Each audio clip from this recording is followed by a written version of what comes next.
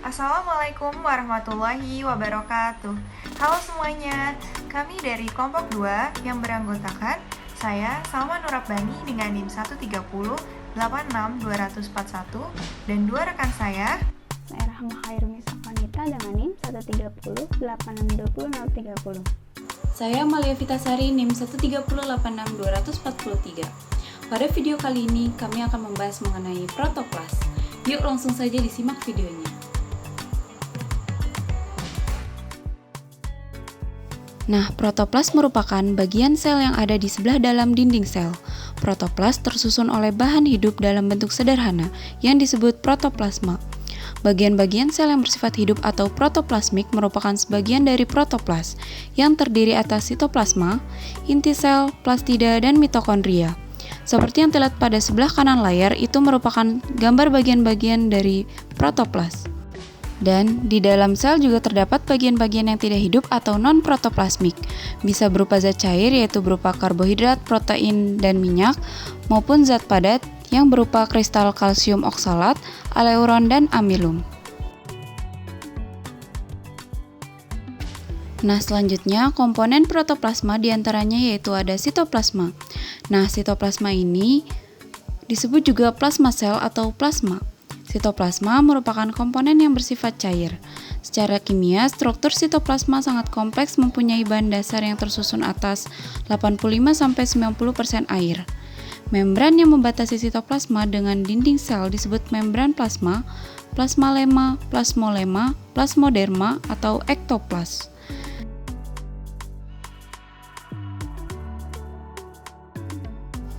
Bagian-bagian yang terdapat pada sitoplasma selanjutnya yaitu ada badan Golgi. Badan Golgi disebut juga aparatus Golgi atau diktiosom, yang berupa kumpulan rongga-rongga atau seperti tumpukan piring pipi berbentuk mangkok dan dikelilingi oleh vesikel. Secara lengkapnya, seperti yang terlihat pada gambar, bagian-bagian dari badan Golgi diantaranya yaitu ada sisterna. Terlihat bahwa sisterna bertumpuk-tumpuk pada badan Golgi sebagai penyusun utamanya. Dalam sisterna tersebut terdapat protein-protein yang telah diolah sebelumnya dan diolah kembali di dalam badan Golgi sebelum dihantarkan.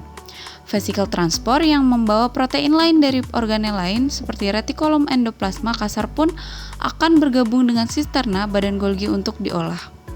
Nah, penyempurnaan atau pengolahan protein juga terjadi ketika proses masuknya vesikel transport di daerah cis badan Golgi hingga keluar di daerah trans.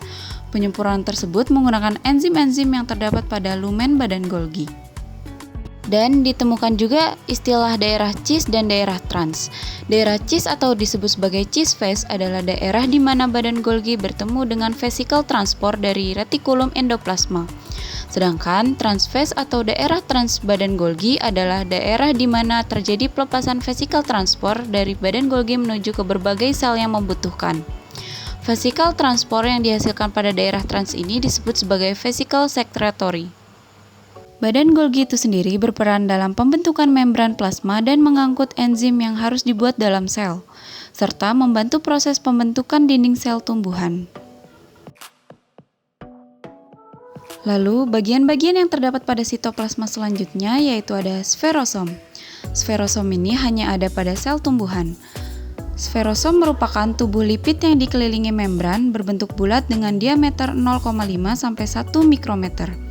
Organel sel tumbuhan ini berfungsi dalam sintesis lemak dan di dalamnya banyak ditemukan penyimpanan lemak.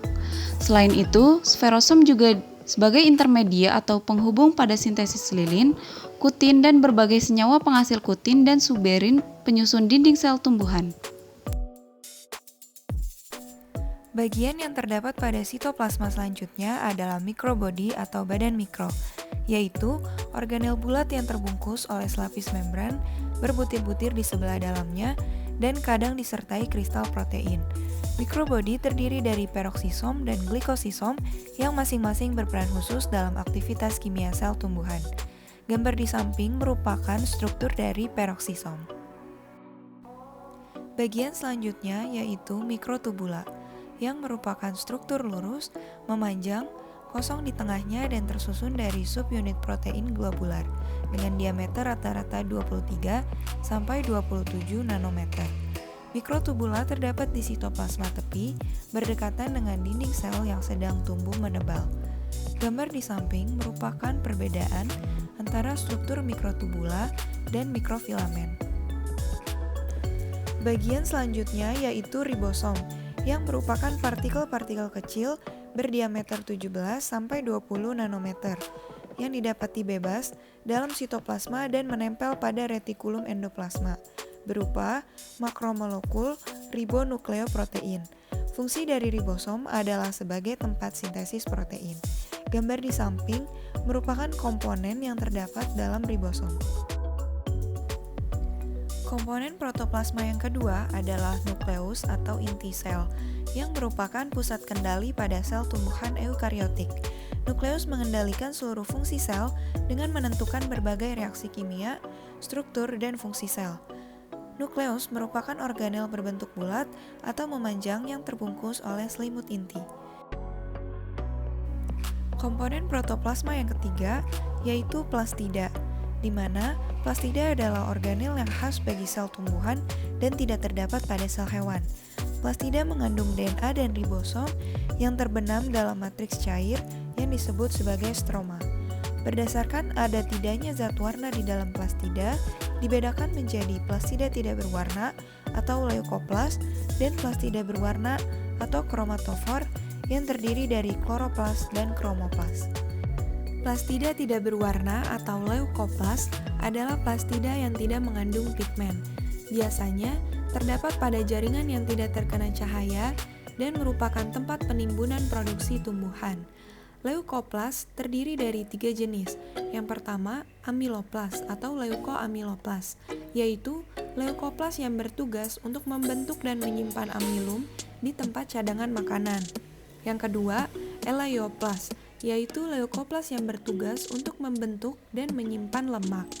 Dan yang ketiga, proteinoplas, yaitu leukoplas yang mengandung protein. Selanjutnya ada plastida yang berwarna atau kromatofor yang terdiri dari kloroplas dan kromoplas. Kloroplas terdapat pada jaringan fotosintetik, yaitu pada daging daun, dan terdapat pada bagian organ yang berwarna hijau. Di dalam kloroplas terdapat pigmen klorofil dan karotenoid.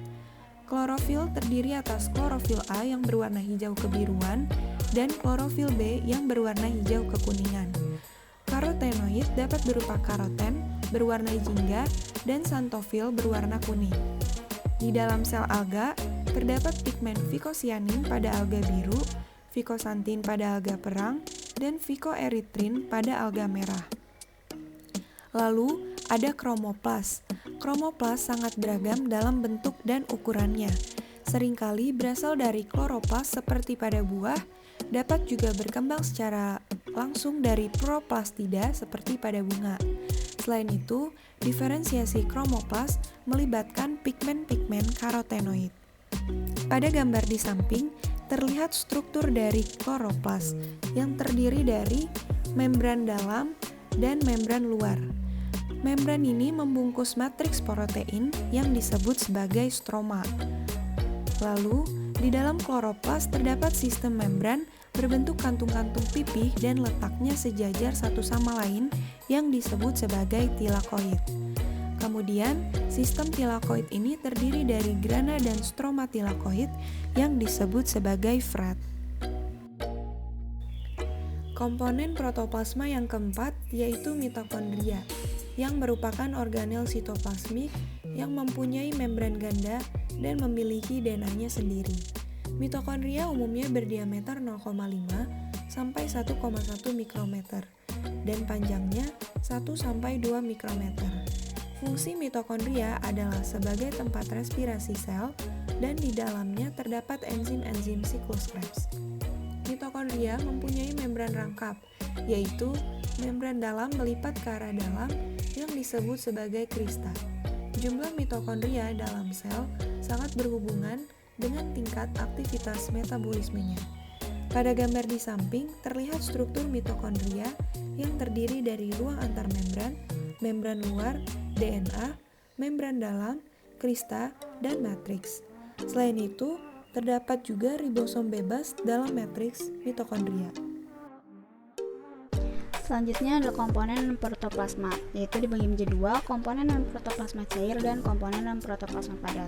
Pada komponen non-protoplasma cair, yaitu komponen non-protoplasmik yang bersifat cair dan terdapat di dalam vakuola sel adalah asam-asam organik, karbohidrat, protein, alkaloid seperti nikotin dan piperin, dan zat warna antosianin. Kemudian pada komponen non-protoplasma padat, yaitu komponen non-protoplasmik yang bersifat padat, antara lain seperti kristal, kalsium oksalat, aleuron, dan amilum. Selanjutnya ada komponen non-protoplasma cair. Yang pertama ada karbohidrat. Selulosa dan zat tepung merupakan bahan ergastik yang pada prinsipnya terdapat di dalam protoplas. Selulosa sangat penting untuk menyusun dinding sel, sedangkan tepung untuk cadangan makanan.